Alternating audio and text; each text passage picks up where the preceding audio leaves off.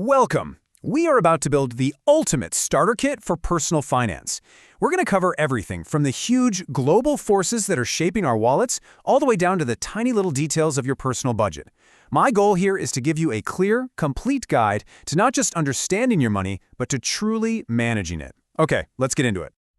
So here's our roadmap for today. We're going to start with the big picture, the global cost of living, just so we can understand the world we're all dealing with.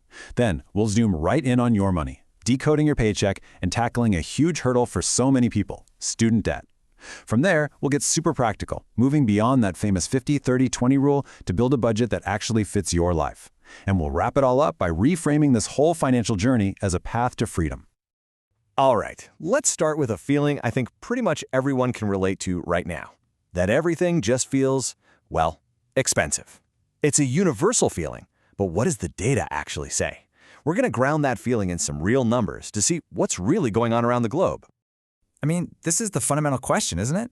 And no, it's definitely not just you. From the grocery store to your rent check, the pressure on our wallets is real, and it's something we can actually measure. So let's look at some recent data to see where this pressure is the most intense and maybe start to understand why. And here it is, the top 10 most expensive cities in the world. Now, the key to understanding this chart is that index number. See New York City? It's set as the baseline, right at 100. So every other city is measured against it. And what just jumps out immediately is Switzerland, right? It's dominating this list. And that's no accident. It's driven by high wages, a super strong currency, and a stable economy. It means living in Zurich costs about 12.5% more than living in New York. And then, rounding out our list at number 10, we see San Francisco. So that single index number is a great starting point, but it hides a ton of complexity. A city isn't just expensive or cheap in the same way across the board. To really get what these numbers mean for an actual budget, let's unpack them, using San Francisco as our example. First, that main number, 90.7. This is the overall cost of living index. All it's telling us is that on average, a basket of goods and services in San Francisco is about 9% less expensive than in New York. Simple enough, but that word overall, it's doing a lot of heavy lifting. Let's dig a little deeper. Now this is revealing. San Francisco's rent index is only 78.4. This means rent, which for most of us is the single biggest expense in our budget, is a whopping 22% cheaper than in New York. That's a huge factor pulling that overall score down, and a perfect example of how the headline number doesn't tell the whole story. And here's where the nuance comes in. Even with that much cheaper rent, the groceries index is 100.1, meaning your grocery bill in San Francisco is going to be pretty much identical to what you'd pay in New York. The crucial point here is that a city's cost of living is a mix of different costs. Your personal experience really depends on how you spend your money. If you spend a lot on housing, San Francisco feels cheaper. If you spend a lot on food, it feels exactly the same. Okay, now that we have a sense of those external pressures, let's bring the focus inward. We're going to look at the very first document of your financial life, your paycheck. Honestly, understanding where your money goes before it even hits your bank account is the absolute first step to taking control. We have to start with two key terms, gross pay and net pay. Your gross pay is that big, exciting number you see on an offer letter, your total salary. But your net pay, or take-home pay, that's the amount that actually lands in your bank account. That is the real number you have to work with. And the difference between the two? Well, that's where our story begins. This is the little journey every single dollar of your salary takes. It starts as gross pay. First, your employer pulls out any pre-tax deductions. These are things like your 401k contributions or health insurance premiums. Taking them out first is awesome because it actually lowers your taxable income. After that, the government takes its share through FICA and income taxes. And what's left at the very end? That's your net pay. You see FICA on every pay stub, but what the heck is it? It's not one tax, it's actually two. The first part is Social Security, at 6.2% of your income up to a certain limit each year. The second is Medicare, at 1.45% with no income limit. That adds up to 7.65% from you. And here's the key part. Your employer pays a matching 7.65% on your behalf. So you're both pitching in to these really important federal programs. After FICA comes the progressive federal income tax, and this is probably one of the most misunderstood parts of personal finance. It does not mean that if you earn, say, $50,000, you pay 22% on all of it. No, no, no. Instead, think of your income as filling up buckets. You pay 10% on the first bucket of your income. Then you pay 12% on the next chunk. And you only start paying 22% on the dollars you earn above that $48,000 mark. This is why your effective tax rate, the actual percentage of your total income you pay, is always lower than your top tax bracket. Okay, we've seen how money comes in and how it gets taxed. Now let's talk about one of the biggest things that can stop that money from building your wealth: student debt. For millions of people, this is the single largest financial obstacle they face, so it's critical we tackle it head-on.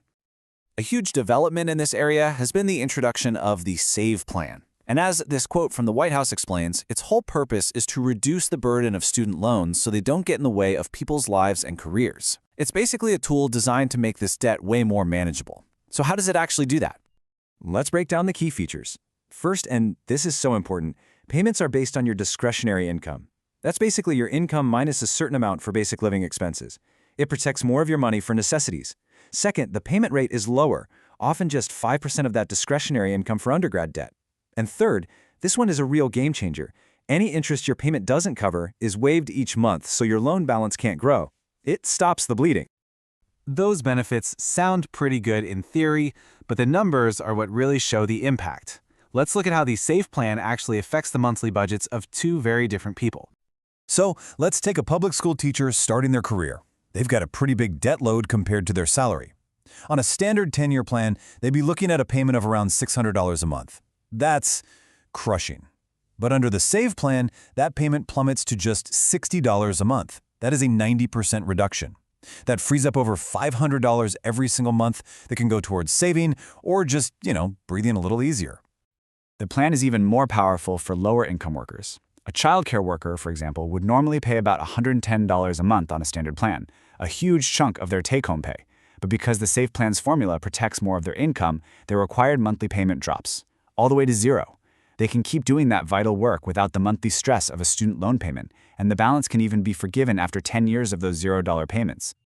Okay, so you understand your take-home pay, you have a plan for your debt, now it's time to build a budget.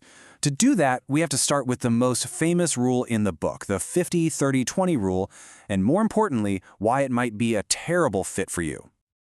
The 50-30-20 rule is super popular because it's so simple. The idea is to divide your take-home pay into 3 buckets. A maximum of 50% goes to your absolute needs: housing, food, bills. Then 30% is for your wants, things like going out, hobbies, travel.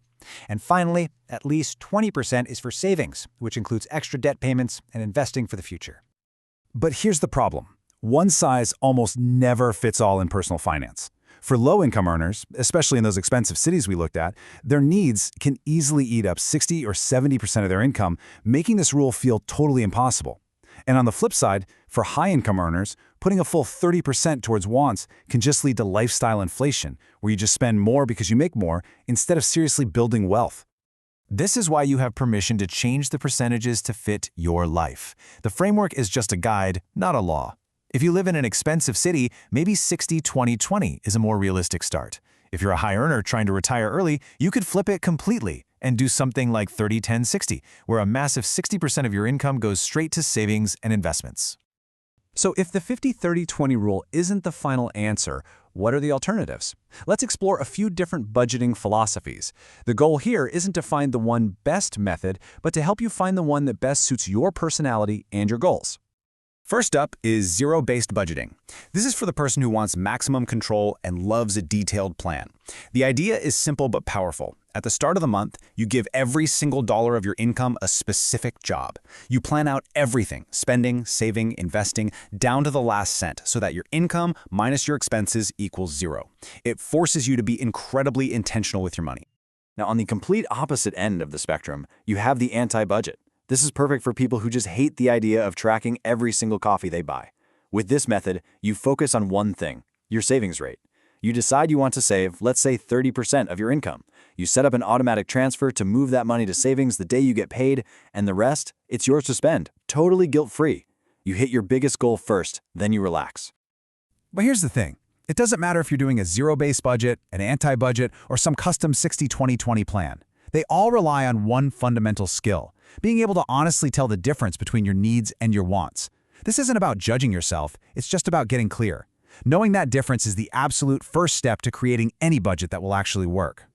So, we've covered a lot of ground here. from global economics down to the nitty-gritty of budgeting.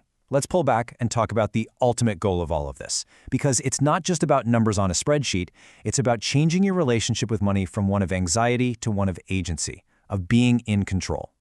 If you take only one thing away from this whole thing, let it be this. Personal finance is, well, personal. There is no single right way to do it.